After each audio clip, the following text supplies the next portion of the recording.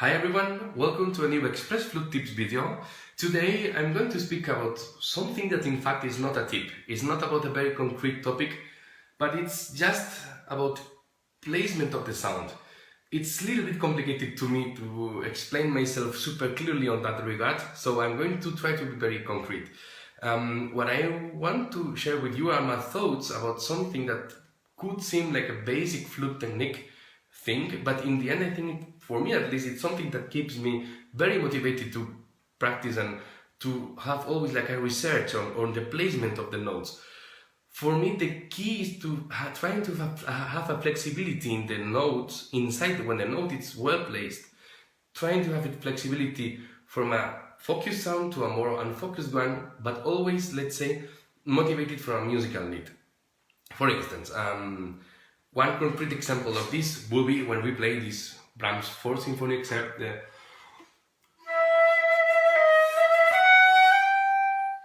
here I have the need to do and the sol, the G. I don't want to make it with the same sound, but a little bit more relaxed because the appoggiatura, and then it continues somehow the music but relaxed, not going through, no?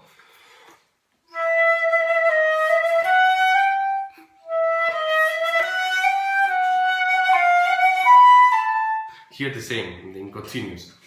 Okay, so then for me it's when I'm warming up or doing some sound exercises, now I'm trying to find always this flexibility, so this range between the notes, let's say. So for instance, with this G it's quite easy, let's say, because it's not a very top note, or we can have a lot of flexibility, so we can have these different ways of playing, more full.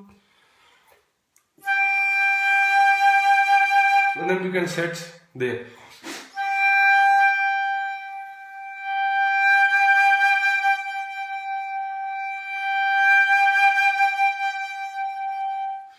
in fact, some exercises I'm doing are the crescendo diminuendo exercises, but it's not only crescendo and diminuendo. There is some little thing that changes in the projection of the sound. So the first one is the more full one is more relaxed and placed and more relaxed like this. Second one it's more like that, but I don't know how to explain myself very well because this is very personal feelings, but I think that most of you know what I'm meaning about. But the thing is that I'm always let's say like practicing on that, and okay, somehow it's more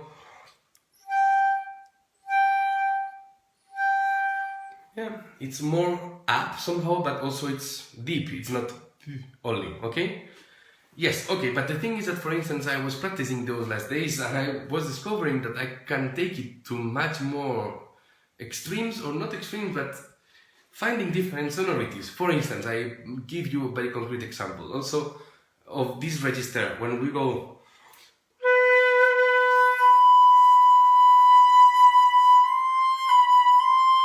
this register, it's a little bit risky because always can be a little bit flat or not so clean, and I discovered that I have to even exaggerate that.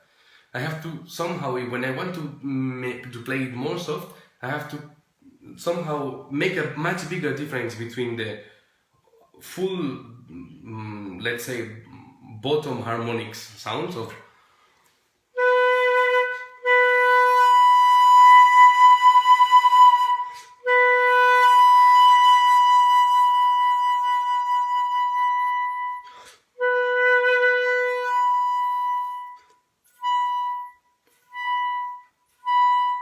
somehow I have to really exaggerate to create this kind of sonority, because before I was trying to it's not moving, but I was trying to be more homogeneous, let's say, and then it's not the same, then it sounds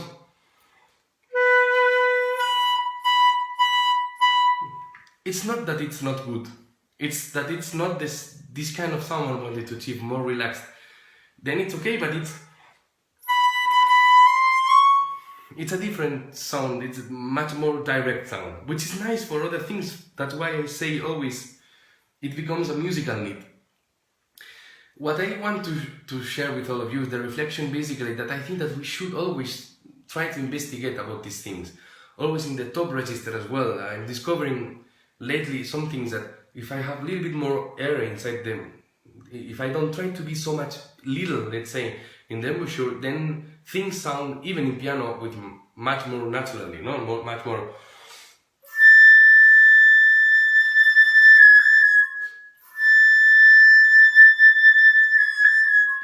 Of course, we always have the tool to do.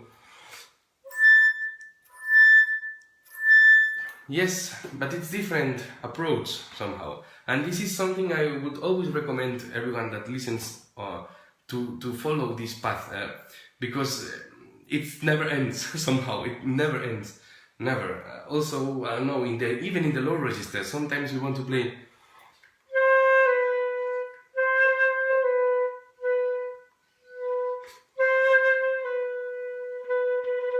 I don't know. We have to set.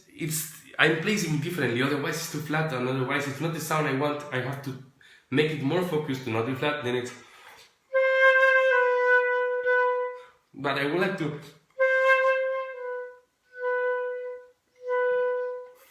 I don't know. These kind of things are very difficult to to explain, to be explained. But at least I try.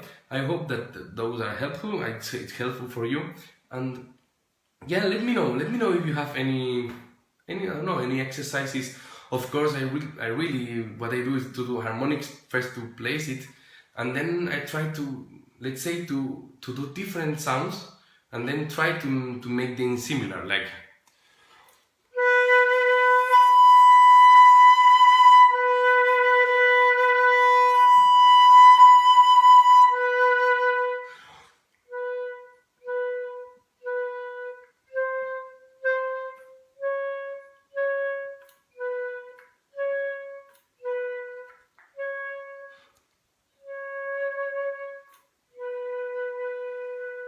There are some notes that have a little bit more, yeah, naturally they have more like this, like you could hear, I think.